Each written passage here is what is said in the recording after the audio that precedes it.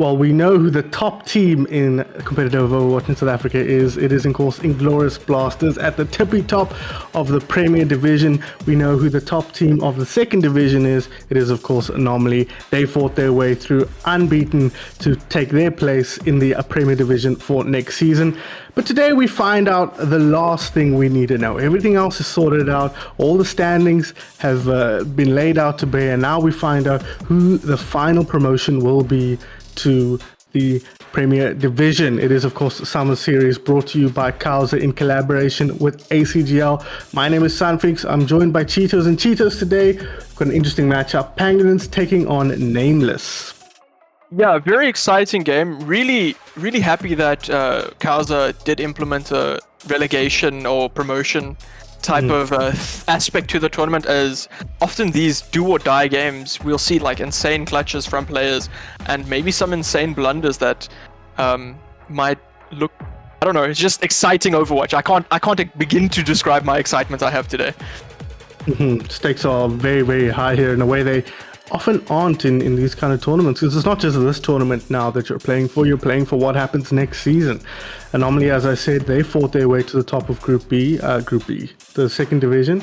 They looked very, very strong in doing so, and they beat Nameless pretty comfortably in their match. So kind of remains to be seeing how Nameless stack up to the rest of the Premier Division teams. Pangolins, by comparison, struggling in the Premier Division, coming second last. Only Ducklings, I think it was, finished below them. So these are two teams by design, of course, with completely opposite trajectories at the moment. Yeah, so Nameless being in that promotion slot means they're playing for that chance at getting into the first division, which is, I feel like, a good way for those players to possibly get into the upper echelon and like make a name for themselves, possibly be picked up by like a better team. We know like teams keep forming and reforming and shaping and stuff like that.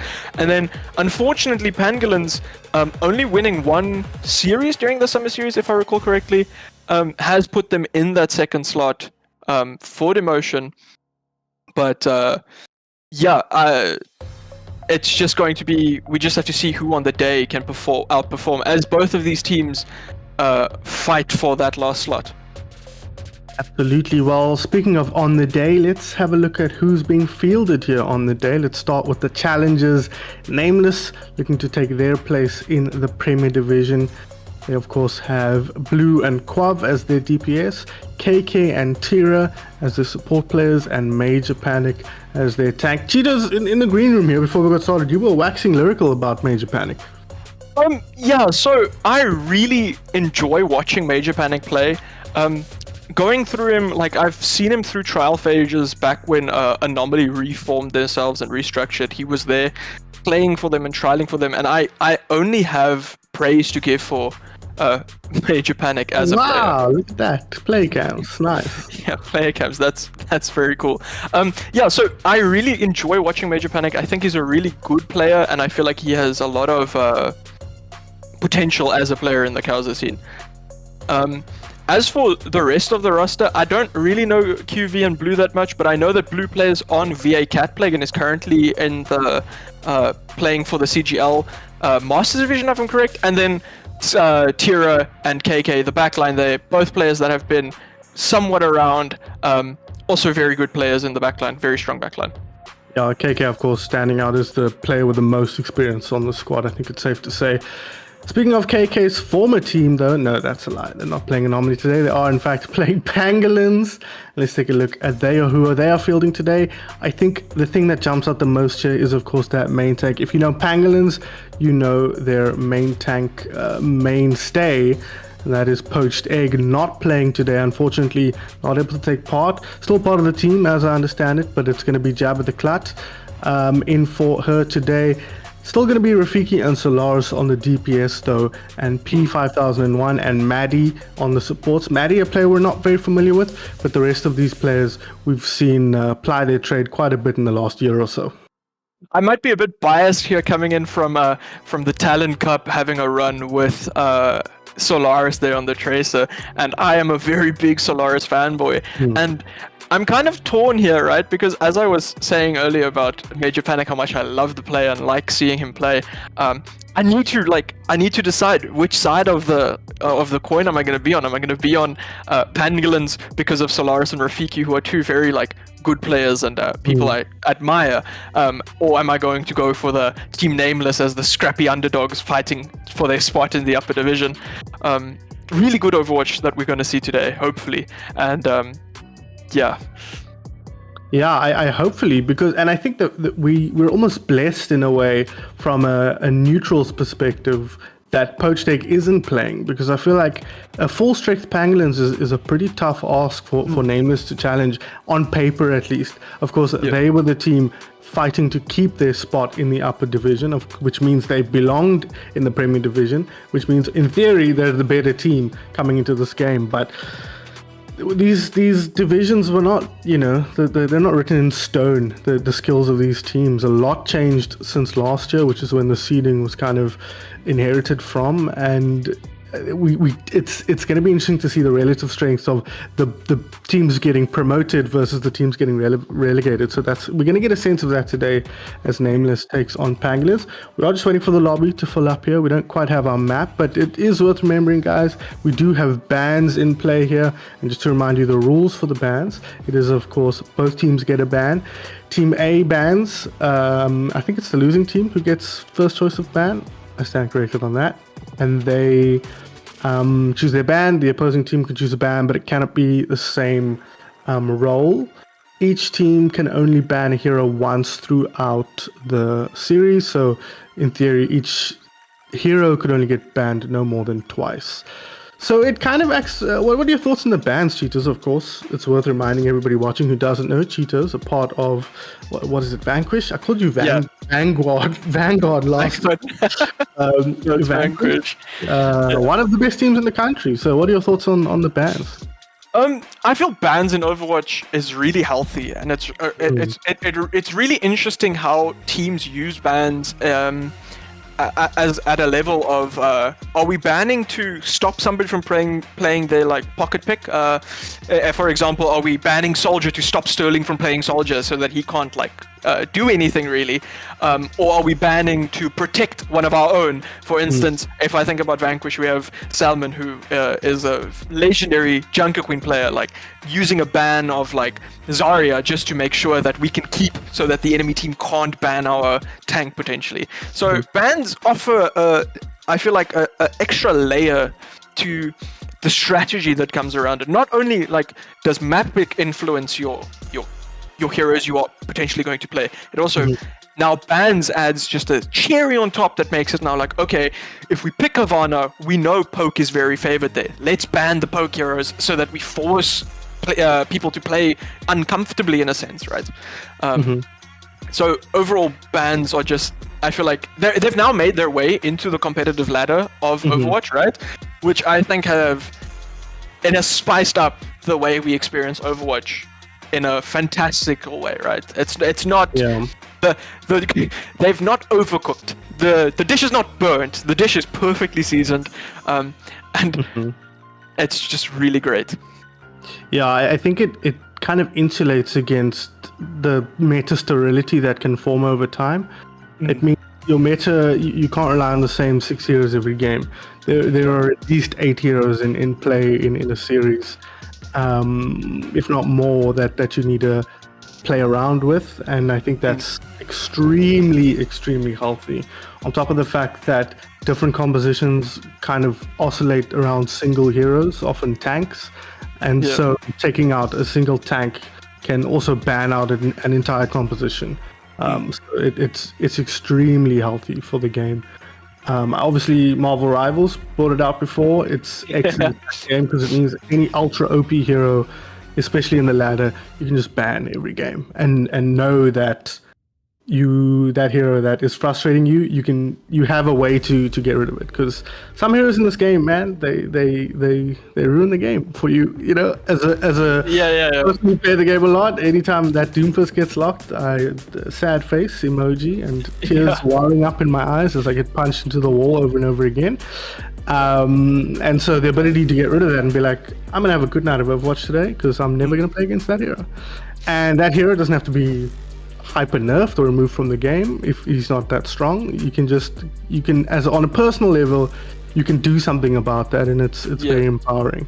And it also encourages people to learn more different heroes, because if you rely solely on the most meta pick, you've got to kind of expand your hero pool at least by one.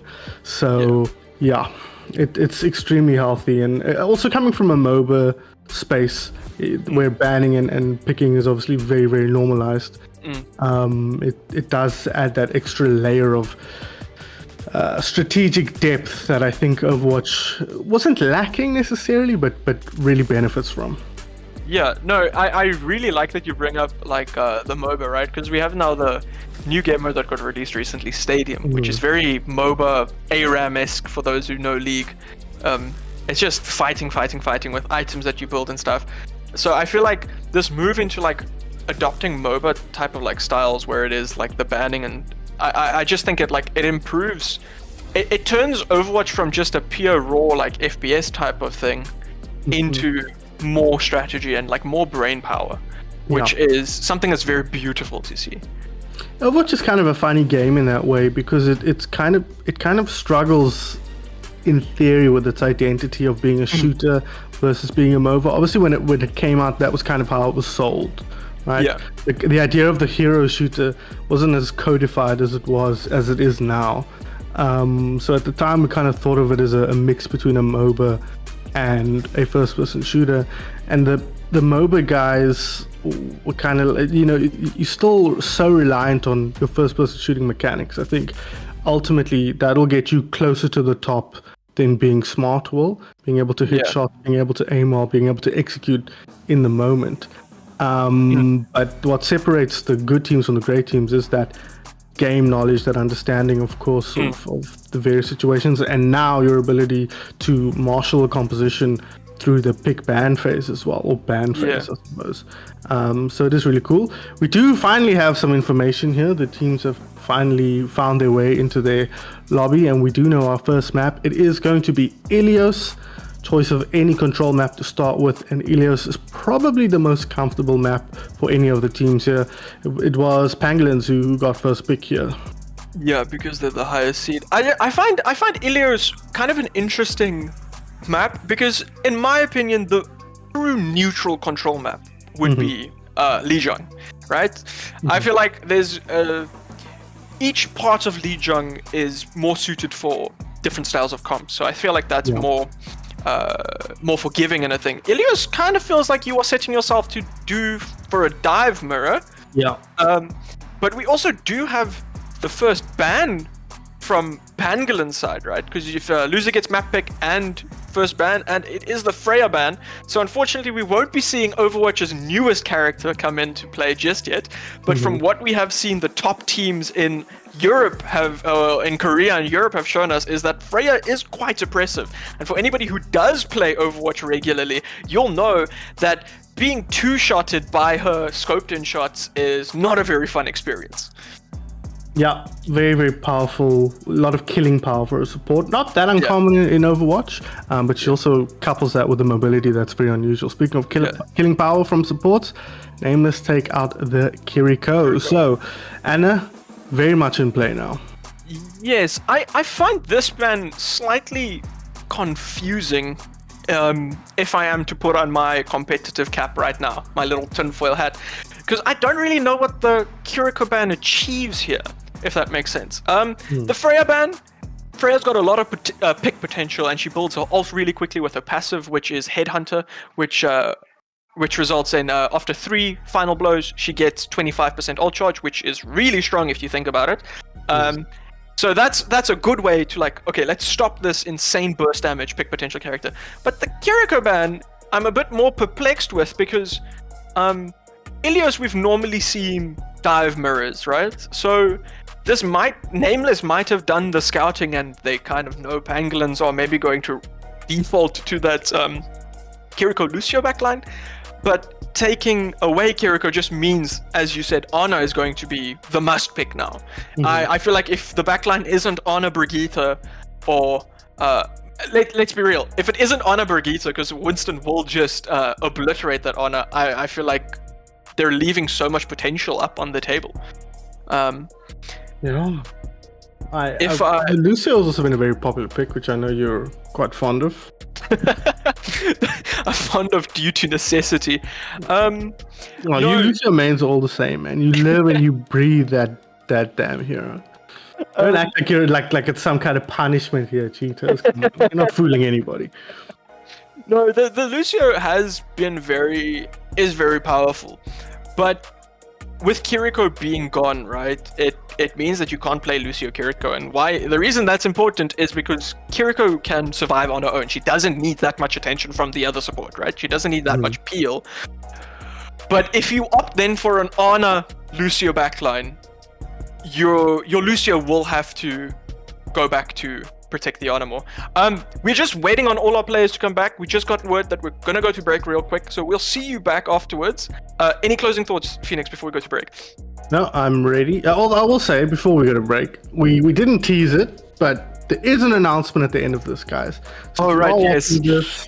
And you're thinking, well, when are we going to get going? We will get going, and it is worth sticking around all the way to the end because we've got an exciting announcement to bring you guys. But before that, we've got a whole match to get through. But before that, we're just going to take a quick 2-minute break while we sort out some player shenanigans.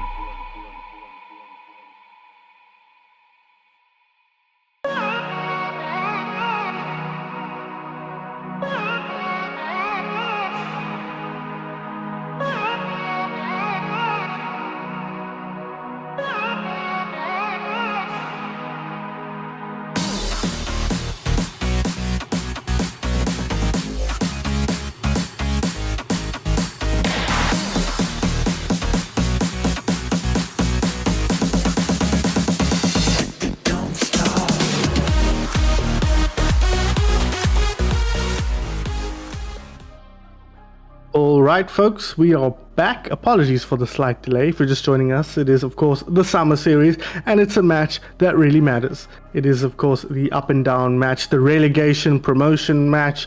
Pangolins coming down from the upper bracket, hoping to keep their spot for the next season, taking on Team Nameless, the challengers from the second division, looking to take their step up into the upper echelon of South African Overwatch. My name is Sun Phoenix, joined by Cheetos.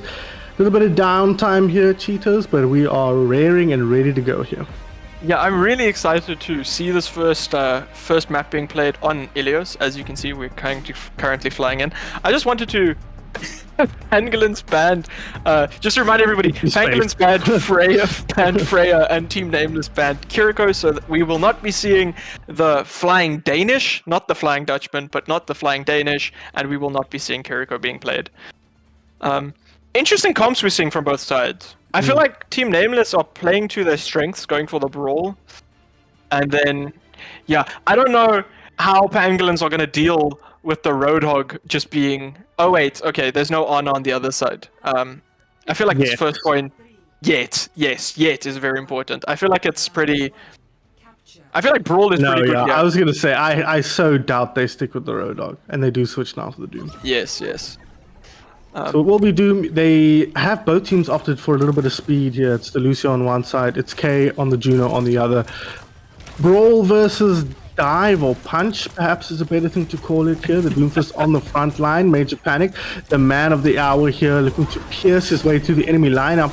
A little bit of pressure, but comfortable. Does get the dagger onto Kiriko, but not going to find that kill just yet. In fact, neither team finding the kill, but they do recognize COWZA on the Sojourn in the backline. But good peel from the supports. Tira keeping her teammate alive, and very quick cap from the red squad. They're going to feel good about that, as now they can look to draw this team fight no matter how it goes, but they're struggling to find ways in here. Java the Cloud, team healers, where's my healing? Okay, he's got some healing, and now he can look to get aggressive, but the pressure is so strong on the front line here and on the enemy backline. But it's Blue who drops first, but he does get the kill onto Jewel in the meantime. Jewel in for Maddie here. Unfortunately, wasn't able to get into the match on time. AK will find the kill onto the enemy Doomfist, and that will be it. Unfortunately for Pangolins, a long drawn-out team fight, and it doesn't end up going their way. I'm not going to sit here and lie and say that I'm surprised that Pangolins did not win that first fight. I feel like Team Nameless, their team comp is just, it makes sense to me. All the moving parts work together, and with the backline of Juno Brig, you're not going to kill them with a dive anytime soon. It is a very tough ask, but who needs a dive when you've got the rail gun? But the pressure is on. Solaris is taking down as Major Panic finds the final hit there. Rafika, though, gets rid, avenges his teammate there as Blue hits the deck. That hero very low there. The name escapes me. Junker Queen, there we go. Jabba the Cloud does find that kill. Rafiki finds Tira as well, so a good fight for the Echo as she picks up her third, and Pangolins with a quick-ish clap back, but that one team fight took so long, Cheetos, they're already up to 72%. It's also worth noting that Pangolins built their ults much faster than Nameless, so they do have the extra bank of having the Lucio, the Nano, and pretty much all their ults coming up right now. Major Panic lacking really behind on that 68% for his Rampage. But now Pangolins just need to hold this off, stave off every hit. And the first ults do get popped here. Duplicate pop.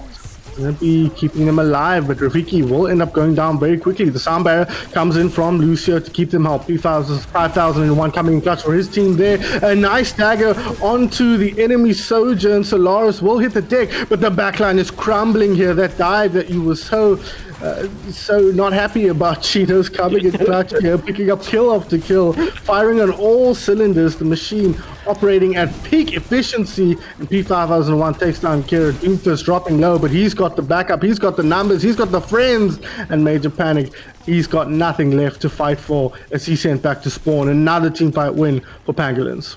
I do think I am probably one of the casters who have the worst caster curse. As soon as I say something won't happen, the complete opposite immediately happens. I just think Pangolins were quite surgical in their execution on the targets they want to focus, right? They get that pick, they've got that spam potential with the Sojourn and the Echo, so they just spam them from a distance, and then as soon as they see, they pull the trigger on, let's say the Juno for instance, and they just delete them. both support ults being used from Nameless does put them on a big back foot. However, Pangolins did the same. They're punching up in a big way here. A big anti-heal over the top. Does find one, but Blue, he's got his ult. He finds one, finds the second, pushed off the map. Psych!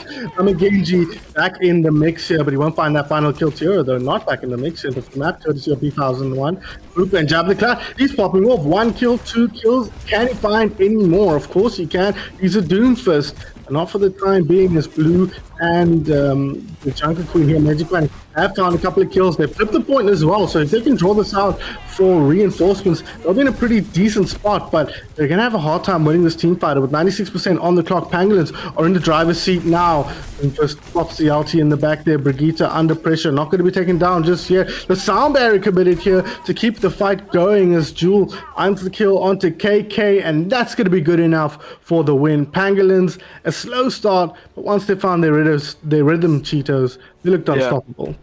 I do think it comes down to a target calling. I feel like the Pangolins, they've been around quite a while, and they do have that team dynamic of knowing how each other plays.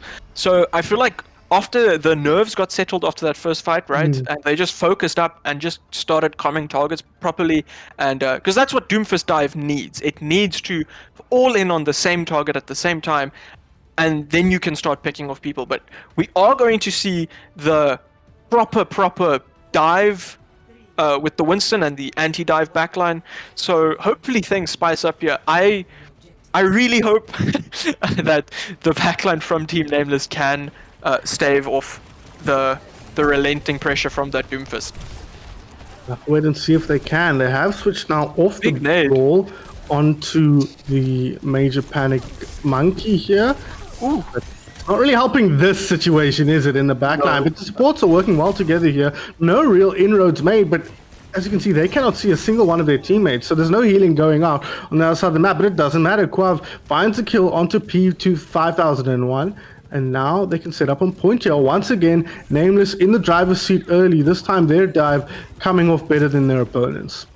I know Kay is a very big fan of the Honor, and Tira is a very big fan of the Brig. So those two players being on some of their, I would say, comfort picks, it's really showing, right? They stop that Doomfist from doing anything.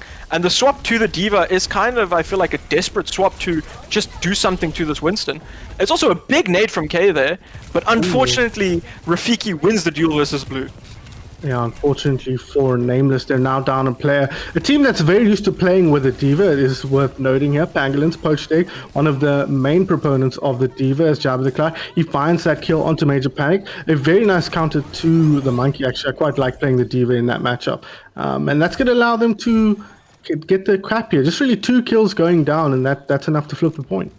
I think the question that, or the problem that Nameless will have to solve now is A, not letting their Echo die, and B, how to deal with this Diva, or at least alleviate the pressure onto the Winston. The Nano coming out is good, but the sleep even better. Oh no, never mind, the sleep did not hit. Yeah. It's just Major Panic is just cleaning up, getting the amount of praise. I'm happy that it's showing up that I praised him for a good reason there. Yeah, I can't remember that hero's name today. Oh no! That's a dude who doesn't play enough Winston. No, he got pooped off actually. Oh my goodness, in the duplicate form. So clutch, and that's going to allow them to recap here. But fight's not over yet. No, they're not going to stick around here. Good play from Nameless to come back in that team fight. Only committing one ult is also really big. Ana and Sojourn will have to do miracles work with the Nano overclock, but P5001 just falls immediately. And here is Solaris. Overclock at the ready here, found one already. Can he find more? Blue taking out a duplicate, but will it, or Rafiki will find the kill there. Oh no, this is bad. That is a Sojourn who's not likely to waddle her way towards her spawn, and there's an Ana on point, another free kill. Major Panic picks up the second. There's a loose Brigitte hanging out in front here as well. The Cloud comes in to keep them alive, but will pay with their life. The finishing beam will make short work of them. Can they get the kill here before the remake? No, they can't, but they might be able to get the D-mech once again. Oh, why would you throw that out there? That is pittance. Easy eats here for Jab the Cloud as he soaks up the pulse bomb, is what that spell's called. And that might just be it here. Nameless coming in strong here. They struggled in the first map once the dive got executed well by EA Pangolins, but it's not over just yet. Major Panic, he has found 2 kills, but there's a Diva on point, there's an Echo on point, but a great anti-heal to secure the kill onto the Diva, make the baby Diva not likely to stay alive, and Echo, she's going to have to perambulate around the point and call it a day, as unfortunately Pangolins not as strong on Lighthouse. It's also not as close as it was the first one. I feel like Nameless were quite a bit more dominant this showing, and Major Panic just showing us that he can play Winston. It has to be noted that KK's honor nades were impeccable. The nano onto the Winston with the nade executing like a glorious dive was fantastic, and Tira doing everything in their power to keep the honor alive on the brig was also just like phenomenal backline work. I feel like I feel the problem that Pangolins kind of had, and they did swap to the brig, they swapped the Lucio to the Brigitte to try and alleviate it, but it was too little too late. Going back to the Lucio Brigitte, the Lucio honor here from Pangolins, we might see Jewel be a bit of a victim to Major Panic's Winston. Oh, P5 was dropping so low, taking him down. He was so far forward if the monkey secured the kill on him, and that's going to leave his Diva out to dry. Jab the Cloud taking down the Jewel in the sky, one, I suppose, by proxy, by the blue or the red Echo, and now they can look to get more kills here. Push forward. P1001 kind of letting his team down a little bit there with a little bit too aggressive movement. As a Lucio player, you should often know you are much faster than your teammates, so just slow it down a bit so you aren't that person that catches the brunt of the enemy's attack. Unfortunate there, but they are now getting pressured very heavily here on all fronts, really. Just be careful there. We'll back out the Tracer. Quav not going to find any kills, but once again, Major Panic finding targets in the backline. He's taking down the Honor. He might even get the Lucio here. Not able to chase that one down, but the Diva out of position here. The healing is low. Only the Lucio left. They do get that kill. Will pay with his life jabber. Good work from him. But they've got enough kills here, I think, Pangolins, that they can feel, Nameless rather, that they can feel comfortable just holding onto the point here. Already 35% built up, and no pressure being put on so far by Pangolins. I do think Pangolins is really lacking that survivability that you get from the Honor Brigitte. It feels like there's not enough peel to go around for everyone, right? Lucio's healing is not as much, so he really shines in being as I was saying, Rafiki just decapitated Quav there. But Lucio is just really good at mobility and moving his team around, so the team needs to play in unison for him to get that value. Yeah, they're feeling the pain here from the dive, but that was a lot of damage. Pangolins barreling on through that corridor and finding a quick triple kill off the back of that opening kill on the Tracer. That's the point cap. They're 67% down already. Nameless, good work so far. Self-destruct over the top. Might get one, no. A good bubble shield there from Major Panic will keep the team healthy, and that will be that for this team fight. That was a really clean execute from Pangolins, and they just do it again. Quav getting caught again immediately. Nice. It's a bit scrappy. Nameless, please just group, please. Somebody just type group. There is a function. Just group for a bit. Just calm down. There's still plenty of time to play with. That is true. Only 30-40 now % built up here. Pulse bomb at the ready. Quad looking for an angle, looking for targets. Got the nano, they'll use it here. Double nano, in fact, with the help of the perk. But a self-destruct, or the soundbar rather, to keep the team healthy. Primal Rage at the ready. Pop right now. Going to try and put the Lucio in the corner, but he's too fleet-footed with Blue. Wins a duel on the other side. Once again, Nameless coming out on top. Cassidy dropping low. The nano boost coming in clutch there from Jewel rather, to keep the Cassidy alive. And Solaris, he will take down Major Panic. He'll take down Blue as well. He's coming in clutch for his team now, but he's got no backup at the moment. Unfortunately, he will end up dropping, and that might just be it for this team fight. Things all evened up percentage-wise, but Pangolins, they're going to be forced back to spawn. This was really, I feel like a quick play fight where everybody pressed Q around the same time. Big stagger onto that Diva is going to buy. No, like not because they were holding the point the whole time, so they've only just flipped it now. Oh right, sorry.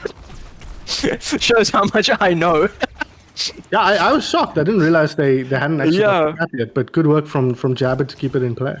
It is even with ults here, so I think Blue and Rafiki are going to have to do, I feel like, God's work with their copies, who they copy. we know that Rafiki has shown that his copy potential, like he's pretty solid on any hero he kind of copies, and he does pull the trigger first, going onto the Winston, immediately just obliterating that honor and the backline. Nice. Absolutely perfect play. Both supports down. Who needs a monkey when you can just create one? Unfortunate for Pangolins here, or Nameless rather, they're in struggle. 30 jab. The cut though, they find the enemy tank. Is not going to get taken out here. The ulti pop from Blue, but not going to keep him alive. In fact, he will play with his life. The duplicate, not enough to secure any kills here. And with 86% on the clock, Pangolins, they just need to hold one more team fight to take the first win of the series. That's really unfortunate. I don't think Blue should have copied there. Maybe there's some miscommunication, but now they're in the back foot. Solaris just using his Deadeye to zone them all. Oh my god. We are back on. Big hack! But Major Panic does fall, so they don't have a tank. It's coming up. Blue in the kill feed, but Quaff does trade the Cassidy here. I don't think... Oh, the Nano. I feel like this is where it's being set, right? Like, what more can this Lone Tracer do? 175 HP, back to spawn she goes.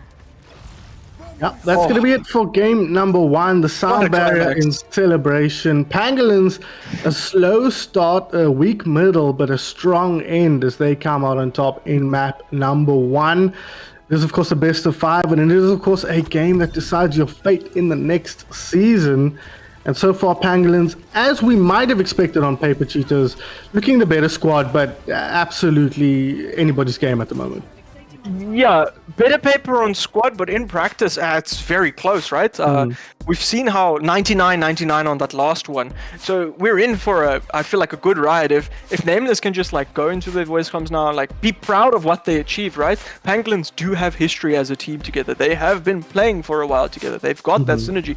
Nameless has formed in the last, 2-3 months that this cup has been, or the summer series have been going, and they've shown phenomenal, like, teamwork, right? So they're doing really, really well. So let's hope that it's not Tilt City over there in the Team Nameless comms, but that they're keeping their level head because they know they can do this, right? You got your point off of Lighthouse in a very dominant fashion, mind you, right? They were very dominant on Lighthouse.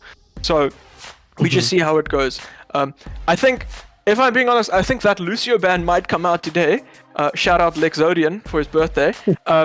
I do think a Lucio ban would have to come out because I feel like P5001 did not really show up in a meaningful way on that break. Got caught quite often, but once they went back to the Lucio, their comfort pick, it was a different story, right? Speeding around, keeping the tempo up, and that is, I feel like, what ultimately led to the victory that they had there, is as soon as they got their rhythm and kept the tempo, they just like kept staggering and suffocating the enemy team. And Overwatch is a game of suffocation, in my opinion. If you can not give your opponents any breathing room, then it's fine. That's how you win. Yeah, I hear that that's all about rhythm and tempo, that Lucio, in more ways than one. As we head into map number 2, we do know what that is going to be. It is going to be Aruna Sapi, Nameless with the map pick here as the loser of map 1.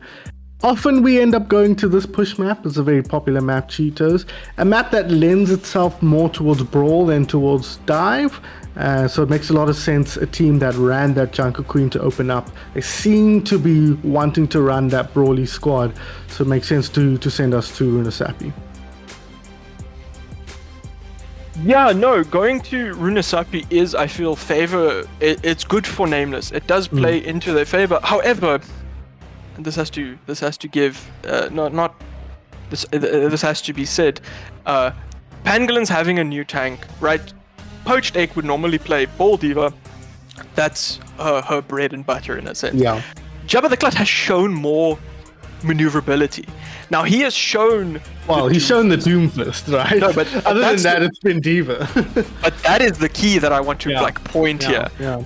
Doomfist has the potential to throw a massive Numbani-sized spanner in the works. We'll have to wait and see. We do want to know what Nameless's ban is as well. They take out the Zarya, a very interesting ban. We haven't seen anything of the like from Jabba so far this series, but clearly a hero that works pretty well on the push maps and just something they don't really want to play into. What do you think Pangolins bans? If you can guess before they actually put it out here. So the Zarya ban, I feel like is okay. We are saving Diva. We potentially protecting ourselves from a Diva ban, but also blocking a ban for the Diva. Yeah, that's true. Because I was going to say Pangolins bans the Winston here, but they can't. No. Oh, sorry. Nameless bans Zarya. I would have expected Pangolins to ban Zarya. Because that makes sense because they play Diva. So that does make me wonder, what do you ban? Pangolins, yes, the Winston ban would be good. Due to how dumb or how effective Major Panic was on the Winston. I think maybe and how effective Solaris was on the Winston. Yeah, I was gonna say maybe an Echo or Freya, but the Tracer ban potentially. Quav was doing very good on Tracer there in that latter half of the Ilios Well map. So the Tracer ban does make sense, just alleviate the pressure, and considering that they seem to be liking to stay on the Lucio, right? That Ana can survive better if there's not a Tracer that can potentially pressure her. I do think Nameless do have the answers. Blue is a Genji player. You put Quav on Sojourn, Blue on Genji, Ana is not going to have a very good time. But Kiriko is not banned.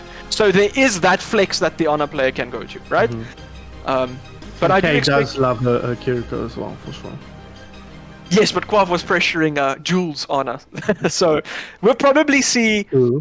We'll probably see Lucio Kiriko backline as what I'm expecting to see, just because of momentum. I would love to see Juicio for double speed, but most teams aren't really familiar with that team comp.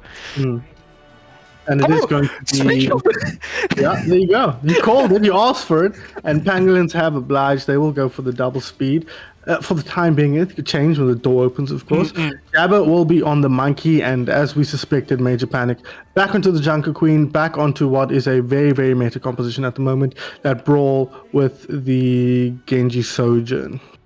Oh, Rafiki going to the Pharah. Now that's a hero combination that we don't talk about a lot, but he does play this Pharah as much as anybody I've seen.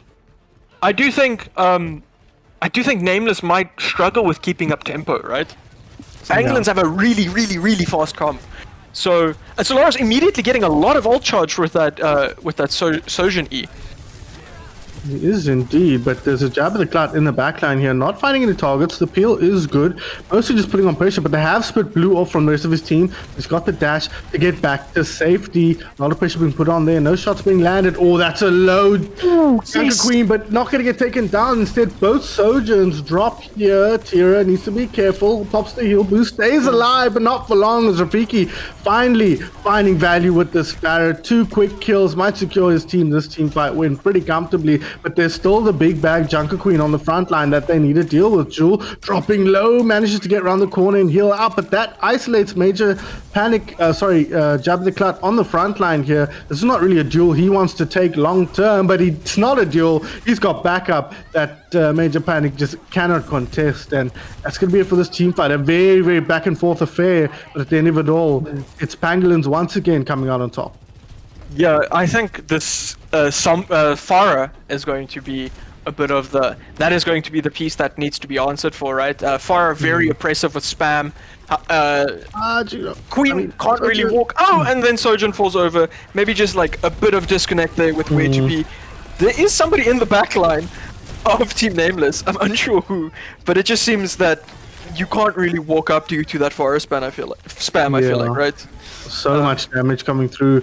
Unfortunately for Nameless, they get routed once again. That early pick onto the Sojourn, kind of spelling their doom in this team fight, and they need to be careful of that, as once again we might see the Sojourn go down late here. Yeah, great work from Jabba round the corner with the Tesla shot, but he's under pressure now. A good pull gonna put him in a difficult spot, but he will back out for the time being. No, Quav getting caught twice now just means that Nameless don't really have a fight to begin with. I don't know if I like the Junker Queen that much here, if I'm going to be honest with you, Phoenix. I do think Winston might be a bit better, because also like Genji is not having the greatest time into that Winston, and the Primal does get popped here, just bursting people down. and Major Panic does fall down because his backline is just being preoccupied by a big monkey, right? This is not. Yeah. This is not a 100 soldiers versus one monkey. We know how that fight goes. Oh wow. Oh, Quav just Finally. sends him back. Okay, so he is the one soldier that beats the pig ape. Yeah. Thankfully, he switched now off the Sojourn. It didn't Yeah. seem to be working. The Cassidy gives him a lot more options. It feels like at close to medium range, and it allows him to secure the kill on the monkey. It will allow him to mitigate the effectiveness of the dive, and it allows his team to win the team fight and start to work their way back into this game. The rush was committed, but I don't know if that was... Oh, big orbit coming in here. Surely the beat lands. Oh no, don't beat. Tira, please Big don't beat. Orbital Ray over the top here, as you Yeah. say. Rafiki has his ultimate available if he needs it. They pop the sound barrier here on the side of Pangolins. They feel like they want to take this game away. That bubble is awkward, but great work from Quav. Gets himself in between the bubble and the Winston and makes short work of him. Hello? No, he doesn't quite have what it takes to get there, but he will secure the final hit with a trusty shuriken. So Rafiki drops late and another win. So finally they can start building a little bit of progress here on the card. They got that win, but at what cost, Sun Phoenix, right? They committed every single ult they had. Pangolins still have double DPS ults, and they don't have anything to answer it with, right? I was saying please don't beat, because you could use that beat later, but just Solaris immediately just like, they will there we focus go. him. Just deaths to Solaris, I feel like. Quav has made a big difference on this Cassidy since he switched. He might drop now. No, he doesn't. He rolls out the way, but Rafiki fires back, avenging his fallen brother, P5001. But they have won this team fight. They should get the forward spawn cap here, Cheetos. And all of a sudden, Nameless, a few compositional changes, and they're in control for the time being. Yeah. But Monkey, he jumps in now, looking for targets. The Genji is his primary target, but he doesn't really want to fight up on the front line like this. Finds his way to the back line, and the damage from Rafiki is overwhelming. 1, 2, 3, count him up. 2, courtesy of Justice, and the third just from the Rockets, and that's going to be it in this team fight.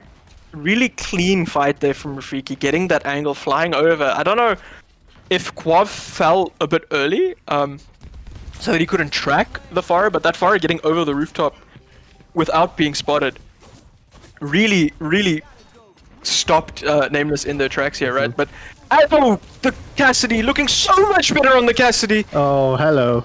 Quav finds that opening kill on Rafiki, and Rafiki's been the big problem. Also, the Primal Rage out, but Solaris has gone down.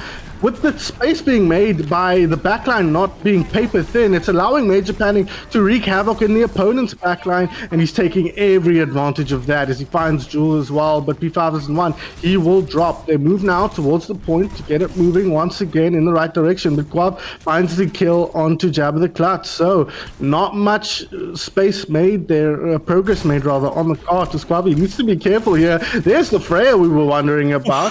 Rafiki, he's had enough of being a nuisance in the sky.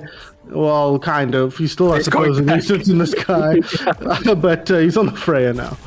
Yeah, Freya has that like initial pick potential, right? She needs two charge scope shots, and she kills any character below 250 HP, right? So this is now going to be a game of can K and Tira stay out of the line of sight of Rafiki. That's the name of the game, right? They're no longer playing Overwatch. They're playing Dead by Daylight, and Rafiki is the hunter. Oh, there you go. You can see the crossbow bolt right in the chest here of Major Panic, and it will assist him going down here. Unfortunately for the red team, Jabba the Cloud gets on top of Quav as well. P5001 did pay with his life in the meantime, but it's not going to matter. They popped the nano boost, they popped the speed ring, and now they can look to pop some heads here on the front lines. A lot of damage coming out here. Vicky not able to get that shot off, but will get the damage courtesy of the explosion. Is he going to get another shot? They're not quite able to. So many low HP heroes back there, but they have fed out the monkey. But this whole time they've been getting advantage. Here comes the rampage all the way through. The arrow the dagger not on the mark, unfortunately, but they will come back for Solaris, and that is the call to retreat out. Pangolins, though, they'll be happy with the progress they've made so far. Yeah. So just to point out, Rafiki swapped I don't know, a fight ago, and he already has his ult. Yeah. Although it has been argued that Freya's ult isn't as impactful, but the uptime on it is crazy, right? The fact that you have it every fight. I feel like if we don't get a really good Kitsu Blade combo here, maybe, I feel like this is just going to flip over. And Rafiki does open with the ult, and the Kitsu is answered, but Tira falls down immediately. No beat to be found. Oh, hello. Q-Up once again coming in clutch for his team. Solaris not able to get out of range of the ultimate here. He's dropping low, though. The Cassidy, the monkey is such a problem. And Rafiki, a problem in his own right. The Pharah was doing a good work, but it pales in comparison to what the Freya is getting done here. And unfortunately for Major Panic, he just does not have the legs right now to keep the team in this team fight. It's back and forth, but this is all in Pangolin's favor. It is, but they don't no longer have that beat to stop Blue's Blade, and Blue on the Genji has shown us in the previous series, right, the previous map, that if you give him the space to fly, he will, like, his wings will stretch, right? He'll stretch his wings and fly. So Solaris opening up with that overclock has the potential to stop a fight, but the beat comes out, and it is good. And he has the blade. Late, though. The Cassidy goes down in the meantime, but the blade might be enough to seal the team fight win here. There must be better targets than the monkey, surely, but couldn't find them. Blue in that moment, and won't really matter, though. They should be able to secure a bunch of kills here, or at least get progress on the card. Lucio, at least as far as I understand, are not likely to do much damage from back there, but the Lucios I've played against sometimes can do some shocking things. How has P5001 died this map? I feel like he's always just the scoreboard. We've got access to the scoreboard, so please, quickly. I don't know how to read that. He died 3 times. He died 3 times. He has died 3 times. But it just feels like P5001 is not really playing with the team, is more just playing 007 in the backline, constantly running it and out, doing little hitman runs here. Look, with the beatdown! Oh, they finally stop him! Yeah, but he gets his pound of flesh in the meantime, though. Takes down Quav, and he's done more than enough to buy his team a win here. Sorry, Cass. P5001 recognizing the nuisance he's being and apologetic in some way, I suppose. But it's already 10 seconds, only 10 seconds left. You need to get a body on point here. 5 seconds remaining. Orbital ray over the top, and that might just be it. Jewel finds the opening kill onto Q of Solaris. He's going to show Rafiki how it's done this time on the Pharah. Major Panic and nuisance on the front line, but he's running out of teammates. He's the last man standing here, facing up against a Primal Rage, against the Martian, against a flying Egyptian in a mech suit, and that's going to be it for Team Nameless. Pangolins looking much, much better than this game than they did in the first, and that's a 2-0 lead for them. I do think Quav switching off of the Sojourn to the cast did breathe like fresh life into Nameless. Really good showing from both teams here, but I feel like the ult usage was a bit out of sync, if I do say so myself, right? Nameless kept committing more ults than needed to win fights, and we get this clean play from Rafiki, just showing us why he is one of the Pharah players. One of the Pharah players, yeah. There are not that many of them in South Africa, but there are some that are better than others, and Rafiki definitely one of the players who will lock the Pharah with a bit more frequency than some of the other players, and showing us why there. But I thought the Freya was very interesting, actually, and very, very potent as well in what Rafiki was able to do with that. Yeah, unlike your Widow and Hanzo, Freya's one-shot combo is a slow burner, right? Because as viewers might have seen, the arrow sticks in you for a second. It's not like you peek and you're dead, back to spawn, rinse and repeat. It's more you get hit by it, and now you don't know what to do, and you have the potential of running into teammates and doing damage to them as like a pulse bomb or an echo sticky. So Freya is really, really strong just because she can have so much, she can output so much damage from so much range. She's a projectile hero, so I feel like, if I recall correctly, she doesn't have really much damage fall off, and she just like can get those picks and have her ult up almost every single fight if the Freya is proficient enough. However, I have to highlight, as a Lucio player myself, I said I wasn't really a Lucio player, but like as I was reminded, we live and breathe that hero. P5001 just absolutely running around in the backline, watching maybe one too many Frogger videos with his Reddit Lucio playstyle. Yeah, I mean, you can't argue with the results in this game, at least. I'm sure there'll be times where they'll be ruining that kind of play, but when it works, and it looks like something special. But we do know what map number 3 will be. It is, of course, Nameless choosing, and it will be Hollywood. we go to LA now to see whether Nameless can fight their way back. It'll have to be a reverse sweep if they are to sign their ticket or collect their ticket into the Premier Division for next season, but it's a long road. But they've looked capable of doing it. I honestly think if they'd started with the cast, I mean, they wouldn't have known this, but had they started with the cast on Runasapi, that would have been a much closer map. But the 3 fights they lost at the start kind of just ended the map right there, because they were just fighting, you know, uphill. So from that point, I feel like the ban from Nameless, the Zarya ban that they had on that last map, was a bit odd in my opinion, right? It just came out of left field, right? There was no Zarya was played in the previous map, and unless they have the fantastic fantastic scouting knowledge that they know that, oh, Jabba the Clut does play this character, it felt a bit odd. Like, what was it trying to achieve? Was it trying to protect? Sure, maybe, but Major Panic has shown flexibility onto that Winston, and I feel like in a Winston match it would have been fantastic. We do also have our first ban now, right? From Team Nameless, again, being the loser of the previous map, they get banned first and map pick first, and they pick the Diva, which is shouting to me, hello, we are going to play Winston. Deal with absolutely. The thing is, though, Jabba did play Winston that whole last round, and when we did see the scoreboard, he was like a pretty healthy chunk of DPS ahead of everybody else. So he's clearly very comfortable in that hero. So this isn't quite the panacea that I was hoping it would be from Nameless's perspective, because it's clear that Pangolins is very, very comfortable playing on that monkey. So both teams likely to run the monkey here. Of course, Pangolins cannot now ban the Winston, given that you can only ban one character from each role. So they'll have to pick something else here. Anything you think? Okay, they go for the Genji here. They don't want to deal with that Blue's makes sense. Genji. Yeah, it does make sense. I don't think there was anything jumping out at you like, oh my god, you have to get rid of this. You could maybe say the Cassidy, but that felt like more of a situational pick than something they would lean on. I was hoping a little bit they banned the Soj just so Quav can immediately load up on Cassidy. Because they looked so good on the Cassidy, right? Yeah, but he wouldn't want that, right? No, you wouldn't want that. I do, however, think, right? I do think the Diva ban is maybe a bit... Personally, I would have banned the Lucio, right? P5001 has been a bit of a menace on Lucio. Looking at the maps they won, P5001 only played Lucio in the maps that Pangolins won. I don't think that Pangolins would ban the Winston necessarily. I feel like if they were to ban anybody, they would have still banned the Genji. Okay. So maybe there's some like. Yeah, I don't think they would have banned the Winston. I think they proved in that last map that they do not have anything to fear from the Winston.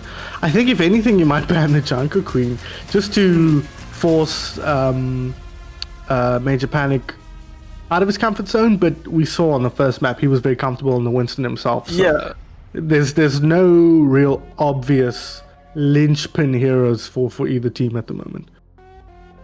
I would argue that the linchpin hero here is like Lucio. Just look at Lighthouse, right? When P5001 was on that brig, they looked arguably worse than they looked on the Lucio. So having them play their comfort hero is just something. Just as we do this fly up, we just have to remind you all that at the end of this game, there is going to be a special announcement. So if you want to hear what that special announcement is, stay tuned until the end of the series. And you do want to hear what you really do. Just so you say that when we say that. But we've got a game, and I like to think we've got at least 3 games before we get there here. Nameless has shown a capability of taking the fight to Pangolins. Yes, Pangolins are 2-0 up, but it's not the kind of dominant 2-0s we've seen from some matches in the past. So fingers crossed, Nameless aren't totally boomed here, and they can bring us to at least a game 4, if not a game 5. But it's going to be a long road, but they've got to take their first steps now, and it's going to be a very interesting hero setup here for Pangolins. They're locking a few interesting heroes, the Hazard, the Venture, the Zen from P5001. This is a totally different look than what they've shown in the first couple of maps. Going for a much more pokey comp, right? I feel like they read that the Diva ban was to alleviate pressure onto the Winston. So therefore, you going in Zane, you just know you've got an easy Discord target. Discord that Winston and his big head hitbox is just going to do all the work for him. Speaking of doing work here, there's groundwork happening. Major panic though in the back line, finds P5001 dropping low, will get taken down. Rafiki avenging his fallen monk brother. Can they find any more here on the side of Nameless Solaris? He's trying to deal with some insects in the back line here as Major Panic spawns back into the map. And drag select delete. P5001 says, no thank you, Blue. I'm not dealing with that right now. And that's a huge boon for the Blue squad. And there's another one. Both DPS pale in comparison to the Ballmaster himself, Mr. P5001. It's quite fitting that he's wearing that Jonak skin. That's just like showing us why you should on the scene. What's happening? He's killing everybody. Blue is stopping his second death in as many minutes here to the bad Mr. Monk here. Yeah, no, who needs DPS when you've got P5001 on Zen?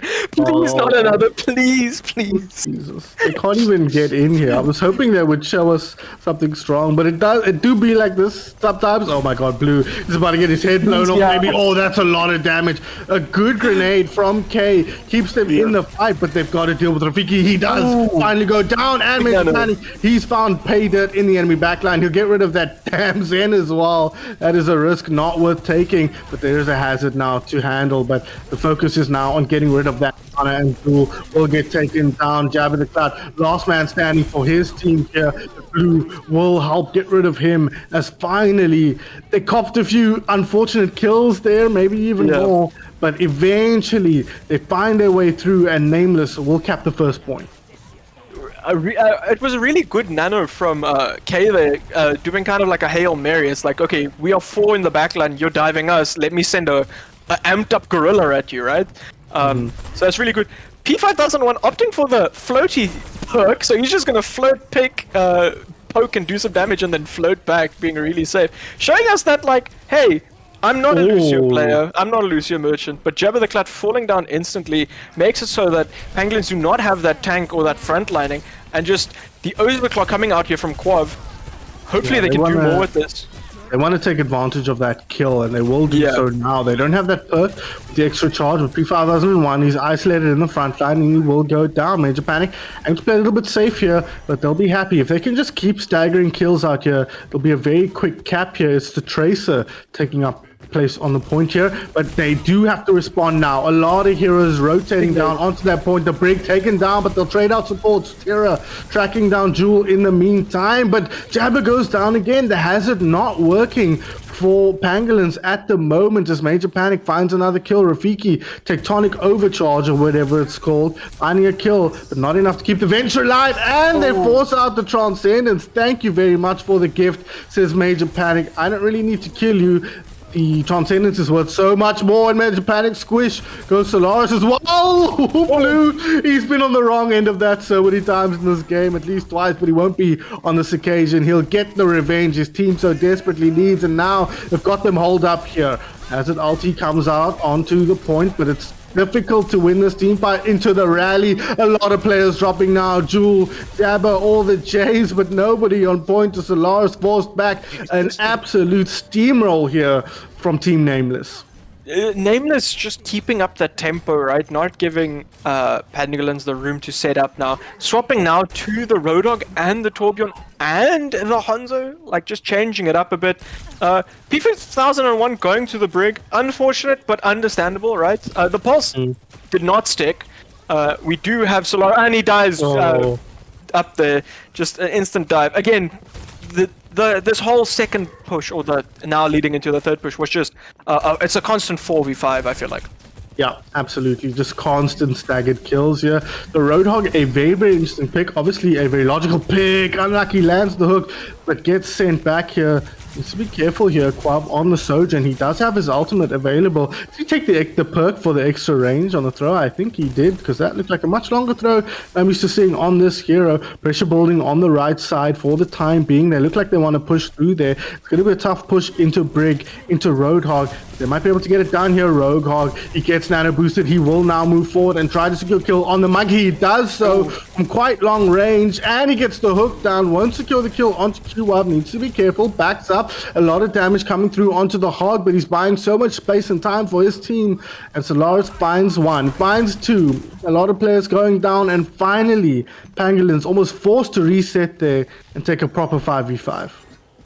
Yeah, it seems like if you ever had the question, I don't know how that hook missed, right? Just like that no register. But okay. Yeah, that is when the desk gets a bit slammed. But the nade from Jewel, really good there at slowing down the tempo that Nameless were trying to figure out now. Setting up for a dive here. The sleep good. Nade from KK could be massive here. They do have the nano, and we know how they like just nanoing and sending the Monkey into the backline. The overclock coming out, so they are nanoing the overclock here. Oh, there we go. Oh, no, so that was a turret. They do find Solaris as well with the pulse bomb. Can they find any more? Missed shot there. Might be problematic, but they've got Major Panic. They've got even a Brig in the backline here. Make that the front line. Wherever you call it, the Brig is there, and that's going to be it there. 1 minute 42 on the clock. You can't ask for much more than what Nameless have done here. Really good. I don't know if it's good, right? Because I don't have the overview to see the positioning here, but that was a really nice, clean up kill, right? Brig sweeping the enemies back into their spawn, like just herding cattle, just going back. Come on, like, hello, send us. We've got point now. Really good second point, right? Looking shaky at the beginning when that Zen was kind of just hitting clips after each other, like unironically clip farming them a bit. Then just a really good showing from Team Nameless, showing that the series is alive. They're not down. They're not ready not to fight. What do you want? What do you know about the Weaver? What is that a reference to? Cheated? I have no idea. I personally ban Life Weaver every match I get. Let's see. Picked Life. I see now. Oh, okay. I don't believe it for 1 second. No, going back to Lucio. Yeah. However, the Weaver could work if you play the Winston, but Jabba the Clan on that Zarya, so maybe they knew something. Yeah. Maybe they knew something. Maybe the scouting was good. However, what I want you to get back to, right, is the Weaver can be good if you have a dive setup where the Winston can dive and take a lot of damage, and you just pull him back to safety, right? It's like in theory, but it's an opportunity cost thing, right? You're losing out on something else that's probably a lot more useful. And Winston players at this level are pretty good at knowing their limits and often don't benefit from it 1 or 2 seconds longer in team fights. Grab the Clut though on the Zarya, just gonna waddle his way up towards the high ground here, kind of getting away with murder here, just working his way up to the top here. This is a pretty huge advantage for the Zarya now. The big struggle for her is the ability to control high grounds, especially when she doesn't yet have that perk or the extra bounce jump. But she's just able to get set up here. A big anti-heal, but K finds the kill onto P5001's Lucio here. It's the double-edged sword that you get with a player like him. He'll either win you the game or lose you the game. There's not much in between sometimes with Jabba. He's charged up big time here. He's already taken down Quav. He's not really being put under any pressure, and that Winston is evaporating at the moment. Solaris taking him down. KK isolated. Last man standing here is Tira on the point. And that's going to be it for this team fight. A lot swifter than Pangolins did. A good start to getting stuck into this time bank. Yo, Jabba the Cloud needs to be careful. Needs to work his way back towards his healer. He's so low, but once again, he might as well be invisible here as the supports jam it out. How do you answer into a Zarya? What is Zarya's hard counters? I don't know. I don't play tank, so I can't really answer that question. But it feels like I do play tank, but I play Zarya, so I don't know. Oh, okay. But I wanted to say it kind of feels like there's a party going on the point. Okay, Pulse is good from Blue. takes out Rafiki, so maybe there is some momentum that can be gained here. It just feels, how do we go forward? How do we answer the Zarya is the question. He's stopping. Oh my god, he actually got him? What? Kobe! What? Where was that even? I'd be so mad if I was QWOW, but I'd have to be mad from Spawn here. He's not contributing to this team fight any longer, but they are pushing them back here. Good bend from Pangolins, just backing out in the face of that nano-boosted monkey. The nano maybe not needed. Where is everybody else? Oh my god, a great sleep. There is everybody else as finally the team shows up. P5001 too aggressive again. What? Who could have thought it? As COWZA again, struggling here against the enemy DPS. Major Panic looking for targets, looking to get back towards his team here. It's been a good in and out here from the monkey, but Blue under pressure here. The Cassidy making it hard. K finding shots onto him though. We'll get rid of the turret for the time being. The Zarya though uncontested on point. The card is still moving, still making its way towards a quick second point gap, but once again P5001 isolated and taken down. Rafiki dropping low, but let's get nanoed up, but the combo is good. The ultimate from Zarya, Graviton Surge with the Molten Core, taking down 2 players on the front line. A lot of ults committed here from Pangolins, but it will help them secure the second point. P5001, okay, he does get the kill back onto Quav, but maybe get off Reddit, buddy. He keeps dying first in every fight. He does have the beat though, so this can stop a fight. Oh, I don't know beat about for this. Primal, I don't know if that's worth necessarily. I feel like this kill is secured and not at risk. What do I know though? That is a lot of work being done there. Blue finds the kill, but he's running out of friends at an alarming rate here. Rafiki popping off 1-2 kills. Can he find the final hit onto Blue? No, it's Jabba who secures that kill and the second point cap. 4 minutes remaining.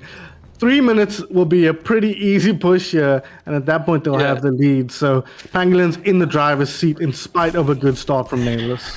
We do see some swaps from Nameless, Blue going onto the Freya and Major Panic going to the Ram, maybe potentially just to walk onto the enemy backline, right? Which the enemy backline of Pangolins, but we do have the Nano also coming up for KK and the Bob coming in for Quav here. So interesting to see what they would do to these ults, knowing now that they have the ult advantage, because teams at these levels do proper ult tracking, right?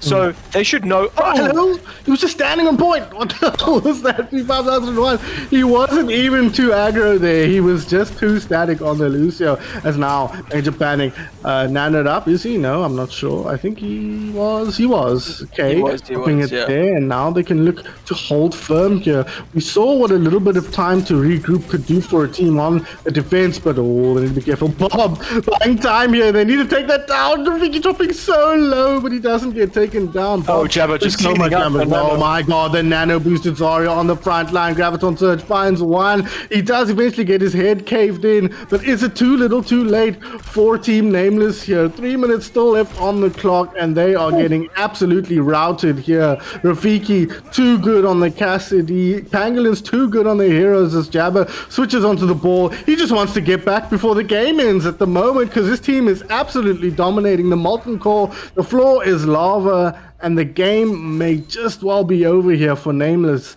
as Pangolins put in a stellar push. Well, maybe I'm like eating my words from the Zarya ban not making much sense. They clearly know something that knew something that I did not know, which is Jabba the Cloth Zarya. They just need an answer for that, I feel like, right? We know that they... I feel like the reasons P5001 have been dying as much, or was dying, has that 11 deaths, as we can see there, is maybe a bit of BM from his side, right? Just emoting on point, not necessarily doing what they do, or going in with a big ego and just like trying to run at the backline. No, but I do think this is still very much winnable for Team Nameless, right?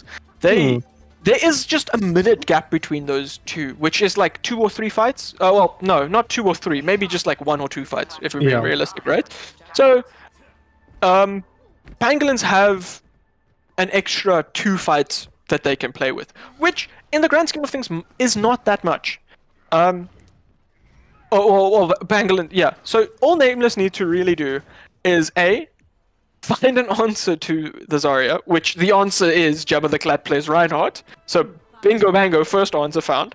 And then I think this Torb has also been a bit of a sore spot in them, right? His new perk that allows him to put the turrets on. Okay, just immediately delete somebody out of point. Oh my god, bro, out of what the is gate. this So, crosshair? What am I looking? I know this hero doesn't need to aim, but this is so distracting. I can't even see past it. It's just all of my mental RAM goes into seeing the crosshair, and thank god it's off my screen. And unfortunately for Pangolins, though, that means their main tank is dead.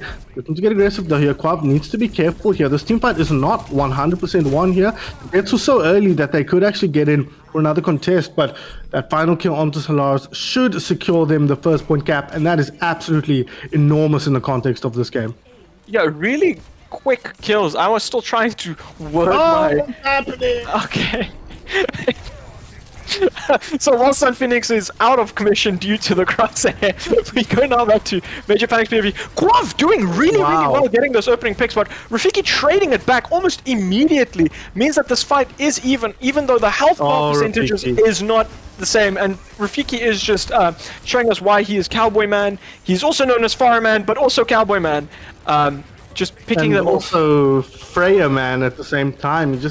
He's popping off in a big way in this game as the nano boosted Reinhardt is under pressure. Jabba too far forward and punished, and Freya bashing her head into the top of the wall there and bashing his head into a brick wall is Major Panic, unfortunately. But they are making some progress here. Every meter is worth so much after you get that first point cap. That's a lot of damage. KK finds the final hit onto P5001 once again. Unfortunately, Freya can't shoot through walls yet, as strong as she is, but Nameless, they're making very good progress here, but there is a Ryan coming in with the ultimate available soon, if he can work his way towards this. But this is such good progress here from our attacking team. Nameless will feel like no matter what happens from here, this is very positive. Was that a nano boost in the back line there? Charge comes through. Major Panic is still pretty healthy actually in the back line, but eventually will get taken down, but he forces out the shatter, and that's going to be a pretty big commitment here. High Noon on the high ground, just trying to get one kill, I think, but Blue will go down, Tira will go down. KK trying to do what she can on point with Blue, which is not likely to win in this team fight. That's COWZA, sorry, on the Sojourn, and with the Ana going down, the point is vacant, and that's going to be it. But Nameless, they're going to be really happy with the progress they got there. I felt like I just watched a Fast and the Furious movie with things going on everywhere at once, but the steep just keeps moving, right? Okay, P5001. Somebody is a bit aware of what's happening. 13 deaths on the Lucio. What was I thinking? A bit scrappy all over the sides. Maybe using ults too early. I feel like that nano boost onto the monkey was kind of just like a here monkey, go do something, right? Less of a let's do this like with a plan. It does feel like Pangolins are trolling a bit too close to the sun here with some of their picks. I don't know why Jabba went the Reinhardt, because let's be real, it wasn't Zoom that was playing, it was Jabba that was playing.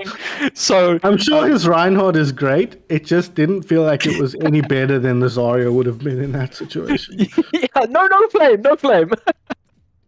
No, but yes, we do see the Jabba the Clat ball coming out. Nah, he's on attack. Don't worry about what they're doing right now. Wait till the door opens before we make it. No, but I do think the ball's gonna come out. Maybe the ball, surely not the. Although P5001 is some other shit today. Oh yeah, no. He's fully committing, rocking that boyband skin, right? But surely Blue can send him back to a spawn, so he can swap. Blue will be hoping he can, because he's been dominated by P5001. Ooh, Blue dropping low. Major Panic also under pressure here. No healing coming through just yet, and the Pharah is put under so much pressure. Jabba Cloud, he's so low. Who wins? Nobody does. Everybody loses. Both teams now missing key players, but I'd rather lose a DPS than a main tank, but they might lose a main tank anyway here. Nameless is Major Panic. Backs out towards his team, but there's so much damage being put onto them at the moment. They just can't get in as COWZA Quab, he drops to Solaris once again. The Torbjorn doing so much work here from his own backline that Major Panic, he's got to bail. But they are regrouping now. They are respawning. Jabba the Cloud rolls on through. Rafiki, Blue's taking so much damage on the Pharah here. That damn turret on the wall. It's on the wall, it's on the floor, it's on the ceiling, it's everywhere you look. And it's dominating at the moment. But Torbjorn dropping low. But the Life Weaver coming in clutch. A P5001 says, don't judge my damn hero. I'll make it work and I'll make it look good. And so far it is doing exactly that as Jewel takes down Major Panic with a well-placed shot from the sleep dot firing gun. It's got a name, I'm sure, but I can't remember what it is. It's Jabba the Cloud. He pops off as well, finds one. Rafiki putting in the damage over the top. Now he wants to show Blue how you play Pharah, and so far his team is reaping the benefits of that. Only a minute left on the clock though, so Nameless really only one team fight win away from winning this one. They just need to keep a level head here, right? Oh, there we go. That's a good pick. That's a really good first pick. Now let's get out of the casino, back off. We've already won. But he does. Jabba just does not care. The name you were looking for was Biotic Rifle, by the way. Thank you, thank you. The weapons all have names, and you can remember like 60 of them at any one time, 60% of them rather. No, but the fight again. Nameless got it so far that they really just need one fight. Ideally, the fight can start under the bridge, but the fight is starting now. Jabba the Cloud has pulled the trigger with those mines. Ooh, he is dropping a little bit low here. Needs to be careful backing out here, but there is a nano boost to Rafiki. He pops the ulti, recognizing that if they can get rid of Major Panic, they'll be in a very solid position, and they have now done that. But Quab, he's popping off. He's got his own ultimate going, but Rafiki wins the duel in the sky. The Life Weaver healing them up. I think there was also a Molten Core on point here, so a lot committed, but Quab, he finds that kill. This might be exactly what Nameless need to keep in this team fight, but P5001, he finds one. It's finally Major Panic comes back in now. He's got ulti available, but respawns will be coming through from both teams here. This is not over just yet, as finally they pop the Primal Rage, and Blue comes in with a big ulti. He finds two. Jewel goes down, Solaris goes down, the ball on point, rejoined by the Pharah. The turret doing a lot of work here, and Rafiki recognizing they have to get rid of that Pharah. That'll isolate this monkey in a big way. The ball is so low. Adaptive Shields keeps him alive to get rid of the monkey, but it's not good enough, and Pangolin's not going to secure this spot in the upper bracket just yet. Team Nameless fire back. Step one in the three-step process that is a reverse sweep. I like it so good because we have the team cameras obviously of some of the players, but I love the fact that there's no emotion on the two TPS from Team Nameless. They're so locked in right now, and that was really good from that was really good from Nameless keeping the fight. I just think really well played. Nameless really well played there, using their ults pretty well and making sure that they did recognize what we need to do, and that's what they did, right? They recognized that if we play out of line of sight of that turret, if we pressure the Pharah and the backline, it's going to be good, right? So really well done for Nameless, looking a lot better and a lot healthier than they did previously. So that's really good. I'm really excited because now we have a series. We do indeed have a series. If nothing else, we can say it wasn't a 3-0, and that is something we unfortunately don't frequently get to say when watching South African teams play each other, but it kind of makes sense. By design, these two teams are at a relatively similar level. The bottom of the Premier Division versus the top of the lower division. They kind of balance out in terms of their skill levels, and while Nameless was on the back foot on Runasapi, they didn't lose the first map, Ilios, as well.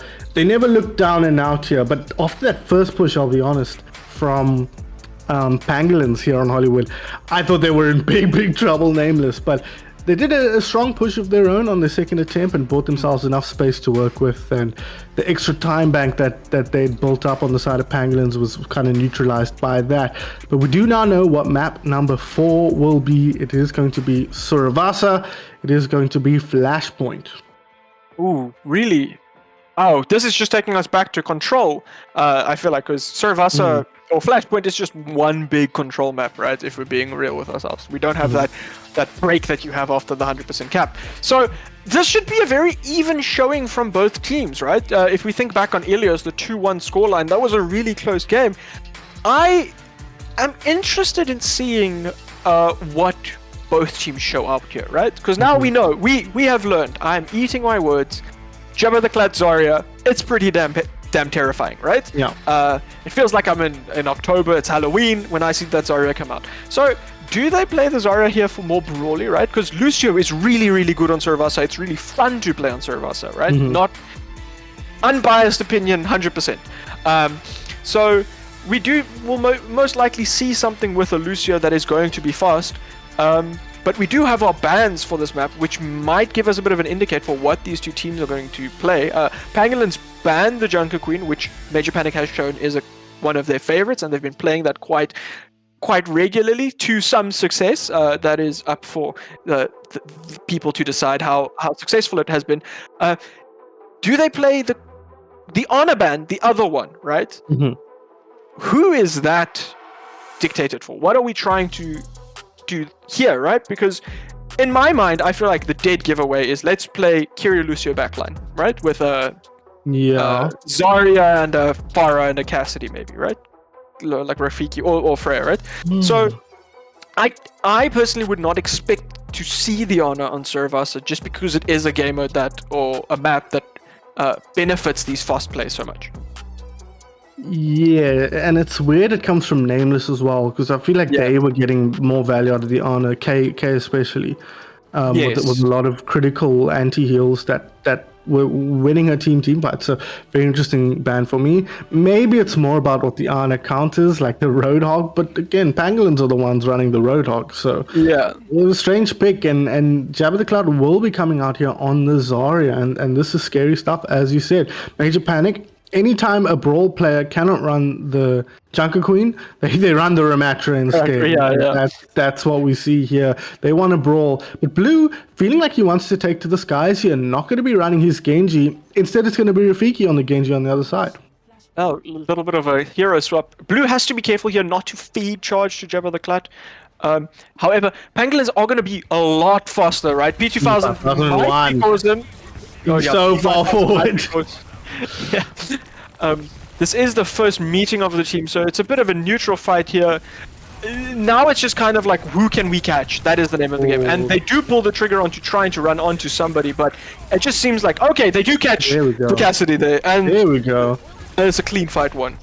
Jewel taken down as well. Not clean. Good work from Solaris. Blue just gets over that health back there. Is the backup there? No. Jabba the Cloud will find that kill. Can they keep Quav alive here? Nice boop will keep the Genji at bay for the time being, and Quav will get rid of him as well. Point has not been captured just yet, so they need to clean up the Zarya, and they will look to do that right now. They move on to Point. No bubbles available for the Zarya. That's a lie. I made that up completely. How could I possibly know? And the answer is she does actually have bubbles available. But more than bubbles, she's got a big fat laser beam that is doing so much damage to the Ramatra right now. Not going to be kept alive. One touch of the laser beam secures the kill onto Blue, and in spite of an oh my god, hello. This is Zenyatta or a Lucio, because absolutely blowing up K there. That's going to be it for this team fight, and then some, as Team Nameless are forced back after such a perfect fight here. The grab, he's just showing off at this point. He says, look what I have, look at what I don't even need to beat you. But he's going to pay with his life here. Over aggression once again, flying too close to the sun here, not respecting their opponents and paying for the time being. But they need to get onto Point, and they need to win this team fight still, and they will do that right now. But Pangolins, they're not respecting their opponents here. No, they're clearly not by just running straight to spawn, even though they won that fight miraculously, I would say. But the Tracer coming out now from Solaris is interesting, because I don't know how I like playing a Tracer into a Brig Juno backline. Yeah, you gave me heroes to pick to play into. I would not pick those two, that's for sure. Yeah. Solaris having to move forward here to defend P5001 once again here. Building up a decent amount of charge here, but this is not really where you want to be as the Zarya pops. Now, there we go, up to 60-ish%, but still not able to output a ton of damage. Good work from Ooh, over the top here. Lots of damage coming through. Both supports dropping low. Rally now committed in the backline, but Blue not going to be kept alive here on the Freya, but Major Panic works his way around the corner to get rid of Solaris. P5001 does commit the sound barrier here, and the rally expires now as Rafiki looks to find a lot of damage. Brig is going to go down, but Rafiki, he's so low, he has to bail out for the time being. P5001 back and forth in the front here. He's not going to be alive for much longer if Major Panic has his way. He's got Annihilation at the ready. He knows where both supports are, but the action is on point now. 98%, 99% in favor of Red on the point now, and it might just be the Annihilation that secures it should he choose to pop it. He's got Blue with him. He's got Tira coming in right now. Does Major Panic, but I don't think there's enough here to play with as they do get the cap here. 56%. Can they get out here safely without giving anything away? No, they can't. Major Panic going down. That might just be it for point number one. That, very much back and forth, right? But Nameless do have the ult advantage here coming up. Possibly opening with the Freya ult and then going with the Ray. But Solaris gets the stick onto Tira, so that is going to slow them down immediately. They do know where they are going, but yeah, you can't really afford it. I don't do think they just give it? Yeah. That's unfortunate. Are they moving towards the second point? No, they're the wrong side, right? Because the point is... It should be one back, so they do need to break through this to get there. Okay, right, because it's forward to the right there. Okay. But they should now just not commit. That is... Okay, Juno ult's coming out at the same time. P5001 does fall down. The Ram ult coming and the rally. But it's big. Oh, okay. A huge gravitic... Not gravitic flux, the other one, Graviton Surge, pop there, Jab the Cloud picking up a triple with the help of a double from Solaris. So one big ultimate there, securing the team fight. But it was an expensive one for Pangolins, but they'll be happy to commit that to get the first cap here on the point, but Jab the Cloud is taken down. Blue gets the final hit, and that is the go signal now for the red team. They'll move towards point. P5001 taken down. A good shot onto the Genji. Another one, and Blue finds that kill as well. Excellent work from the Freya as Nameless. They'll take those ultis, and they'll take the point. Freya just showing how much damage she can do, right? That's it's disgusting. I feel like after watching that I need to go take a shower. The overclock is here on Quav's side, so hopefully it doesn't get picked by Solaris, but instead picks Solaris and then uses that overclock in the next upcoming fight.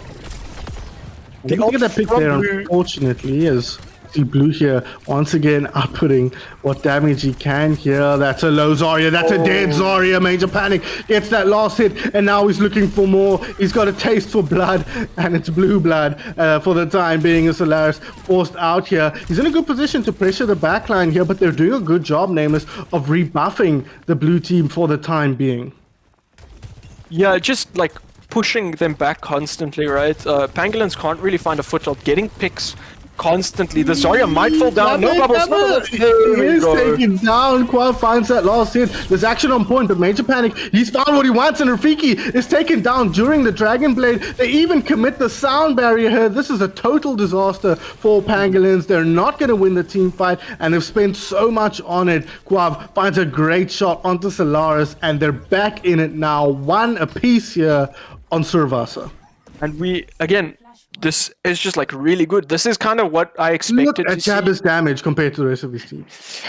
I mean, Jabba is just on 70% charge, I feel like, constantly, right? So he's in the front just like pumping out damage while blocking damage at the same time. But I also think this is kind of what I expected to see from both teams on Saravasa, right? Because we know on Control they're quite evenly matched, and this is just one big Control. So I really like seeing this kind of tug of war happening here right now. The pulse from Solaris might be the game changer here, or not the game changer, what secures the point. If he can get that onto a KK or a Tira here, that could just like throw it into their favor. They're quite bunched here, cheaters at the moment, but they are splitting up. That's not great. In fact, he'll go down. Blue doing an excellent job on the sprayer, finding key kills. Booped off the map though, P5001. He'll be telling everybody about that, I'm sure, as Quav hits the deck here, but they've already taken the first cap here. Nameless, they are in the driver's seat in this match. That is a Genji in trouble. A good bubble will keep him alive for just a little bit longer here. They popped the orbital ray. Is that the red one? I guess it is. Nameless. Yeah. They've committed that, and KK out of position there, a little bit of a miscommunication, but the Annihilation is on point here. They're fighting into their own Orbital Ray, and they're fighting into a very, very angry Zarya, who gets the punch onto Brigitte here. Blue, he's taken down one, but he's not going to take down anything else other than himself as he tries to beat Ace to retreat. He's getting chased down, and he will go down. Point flipped up, 60% built here, but it's very hard to get a foothold on this point once you lose it. No, I think Nameless should be happy with the 60%, right? Because they now have a healthy, like, as soon as I feel like 2 fights after this, so right, a fight now, cap it, and then another fight. So this is really good. However, the beat on the Lucio for Pangolins could just stop any push happening. They could even go aggressive with that, but the Lucio is kind of in the backline, I feel like. They do get a big grab from Jabba here. Oh, the damage is a bit low, but there we go. Eventually it does come through, and Jabba at 100% shot. Get him. Oh, eventually gets him. Then he picks up a spare as well.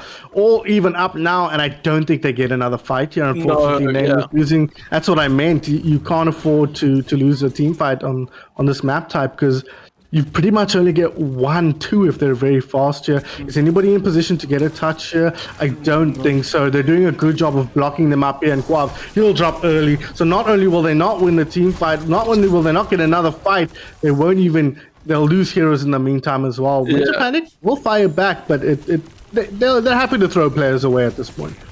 Yeah. P5001 dying there might be kind of detrimental considering how close the spawn is to the next one, right? Somebody is in the backline. I think it is the Tracer. But look at this. They're kind of split now. So now Nameless do have to make the decision. Do we fight them or do we just go to point really quickly?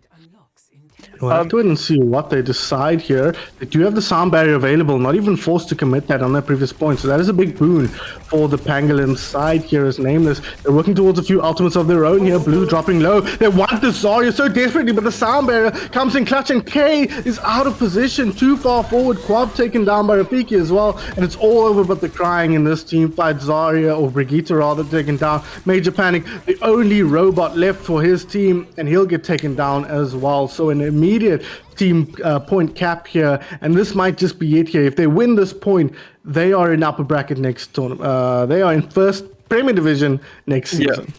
I do think we saw some indecisiveness there from Nameless. Not sure who to go on, right?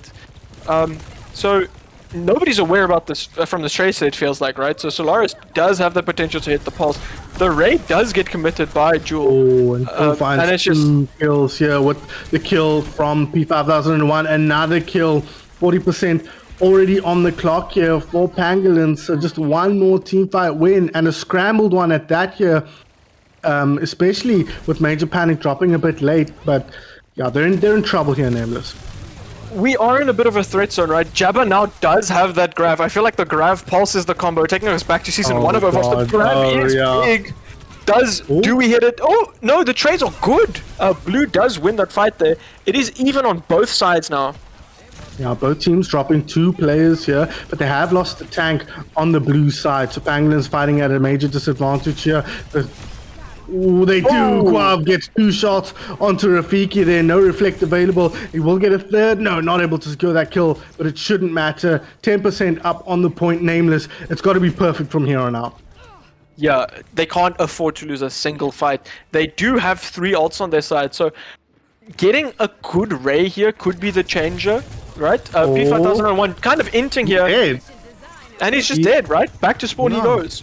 Blue, though, he did get taken down on the other side in the meantime. And Solaris, he's got an ulti, and it's 2 ultis now. Orbital Ray over the top will keep him healthy for a little bit, but Tira not following the Ray, and does get taken down. Rafiki dropping low under pressure. Sojin under so much pressure as well. The Annihilation on the front line. They'll get rid of the Zarya here. I think they do just that. P5001 now isolated, taken down. No, not following him there. Looking to get back towards point here, and a lot of kills coming out of this team fight. Both teams scrambling scrambling here to keep in it as KK is taken down, so the healing is now null nearly, with only the Brigitte available for the red team, but they're finding kills now, Nameless, but they force the sound barrier out. That's going to be good for Pangolins if they've got the numbers, and they do have numbers coming back in, especially with Tira dropping K, working her way back towards point, but they need to be aware here on Nameless that they don't have the healing, and it might be too much for them at this point.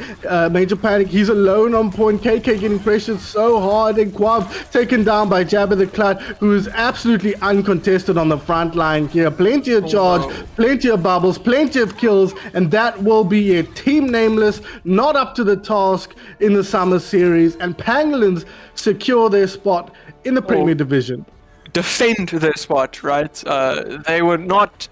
They've been in the Premier Division, so they stay there. But damn, what a good game we saw there that last round. Really, really good Overwatch. Jabba the Clut, kind of being the Zarya, right? Yeah. If we put a Mount Rushmore on Zarya, Mount Rushmore of ZA Zarya players, I would probably put Jabba the Clut in as my first face. I don't know many others, so I was gonna say, really comment at that. there's four faces on Mount Rushmore. Can you even name 3 other Zarya players? It's just Jabba. All 4 of them are Jabba. Yeah. So if you're watching other main tanks, play Zarya a single time, and you'll be one of the top 4 Zaryas in the country. But it is going to be Pangolins here, Cheetahs. They secure or defend their spot in the top division alongside the likes of Inglorious Blasters, Vanquish, Pink Salamanders, Monarch 5 Knights, and now Anomaly as well, all plying their trade in the upper echelon of South African Overwatch. Before we go anywhere, we've got a couple of pieces of admin to get to here, Cheetahs. But of course, the first port of call is of course MVP. So what do you if you had to pick one player from the winning team that really stood out for you? I have a slight feeling I know where this is going, but who do you think stood out? So I feel like everybody shined in the heroes they played. I think I'm gonna give it to Rafiki. If that is who you were expecting to go, right? I was thinking to myself, I could give it to Jabba for that phenomenal game on Zarya. But Jabba played there's no wrong answer here. Jabba played phenomenally on that last map, right? And I would love to give it to P5001 because the Lucio on Runesapi was so good, right? Assassinating the backline. However, the one consistent member of the team that I felt like did well on every single map that they played was Rafiki, right? He was dominant on that Cassidy in Hollywood, dominant on the Freya and Farah in Runesapi, and then in this last map, he was also really, really good on that Genji, getting the trades where he needed to get them, right? Everybody played really well, but for me, the standout player was Rafiki. Yeah, I can't disagree with that. It's always hard to look past the main tank players. I find that as a caster. The nature of that role, its singular nature and its important nature as a driving force for the team means that main tank players always stand out. But I completely agree with you. I think Rafiki was, when he popped off in a big way, and his Farah was excellent, his Freya was excellent as well, and his Genji in that final map was no slouch. So Rafiki will be our MVP here today as Pangolins secure their place in the upper division of the Summer Series. And that is it for the Summer Series, guys. But the Summer Series is not the only thing happening this year in South African Overwatch, is it, Cheetahs? No, I'm very proud to announce, with the help of the esports committees, that a Community Cup has returned. A fan favorite, if my reports are correct, and it is the return of the Ringmaster. Ringmaster Rumble will return, a community event focused around the wacky gamers of Overwatch, those fantastic workshop codes that we often play around with our friends, right? So the Ringmaster Rumble will run from, let me just get it up, from May 17th, from May 17th to the 18th. Yes, sorry, I just had to really think. So from May 17th to the 18th, the Ringmaster Rumble will return in the new tournament called the Ringmaster's Return. Expect the same wacky gamers that you saw previously with some tweaks. We've heard your feedback, so we are going to make some tweaks, change some game modes. No pesky April Fool's patch will be there to ruin everything constantly. And sign up. As we know, it's that kind of one that kind of creeps in. And I'm also proud to announce that the sign-ups for the Ringmaster's Return is currently live. So if you are watching this and you know friends that would love to play in a more casual environment, right? This is wholly focused on community-driven, mixed teams of all ranks, so that the rank is like the same across the board, right? So it's players from all ranks, all ages can join, and we can just have a good time being a community of Overwatch. And this is a place to meet new friends and have a wacky time of Overwatch, right? So entry is free, but your sanity is not guaranteed. Yeah, but you will fun, I feel like, is guaranteed. As someone who casted a lot of the Ringmasters Rumble last year, one of my favorite pug style tournaments, and it is pug style. Those of you are wondering, you sign up with yourself or you plus one, and you'll get put onto a team with other random players, as Cheetos, you said, balanced vaguely based on SR to try and maintain some level of evenness throughout the tournament in terms of team balance. But it's so much fun, guys. This tournament in particular is a lot of fun. Every map has something new, but there's still enough similarities, as the series progresses, you can start to build up some sense of the strengths and weaknesses of your team. And as you say, if you want to get hooked on Overwatch, competitive Overwatch, these tournaments are the ways to do it. How many of these players did we see for the first time in a Pride Cup? I'm thinking your Blues, your Sushi Rolls, players who came in for the first time in these tournaments and now are mainstays in the competitive scene. It's a lot of fun to play in, but it's also a great way to get stuck in. And just to bring it to your guys' attention, that is a week's time, right? May 17th is in 7 days' time. So sign up ASAP today and get ready for the action on next week, Saturday. It should start. Yeah. So that is going to be it. Any final thoughts from you, Cheeto, on the Ringmasters Return or the Summer Series as a whole? So I'm really happy that the Summer Series happened. As huge shout out to ACGL making this happen in collaboration with COWZA, right? I'm part of the esports committee, so from our side, we would just like to say thank you to ACGL for allowing us to host this tournament on their platform. So shout out to those guys, and then please sign up for the Ringmasters Rumble, right? Or the Ringmasters Return. The more people we have, the more competitive, or the more fun it can be, right? More teams, more playing, more different game modes get played if that happens. So please sign up for that community event. It's always a lot of fun to see new faces sign up. Absolutely, it is. But that's going to be it from us here at COWZA for the Summer Series. Big shout out to ACGL, as you said. Big shout out to the COWZA esports admin team. Big shout out to Peach, who's been a big part of all the broadcasting here.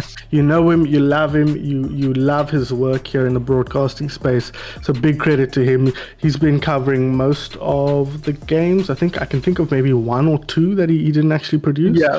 But everything else has been off his back. The production pack, as you can see on screen, is powered by the Peach Today, as it always is. So big thanks to him at the Peach Today on Twitter, twitch.com/the Peach Today, but he never streams, so who cares? But go give him a follow there and a sub maybe as well.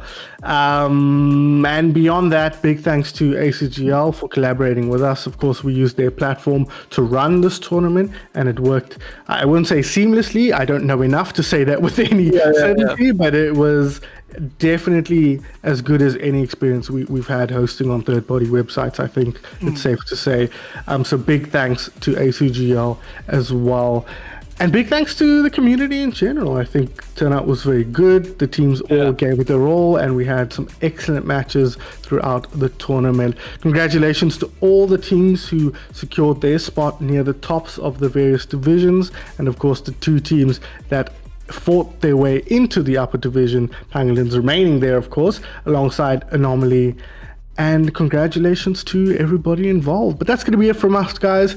We won't be gone long, as you've heard. Ringmasters Rumble next week, Saturday, it all kicks off. So we'll see you guys there. But until then, enjoy.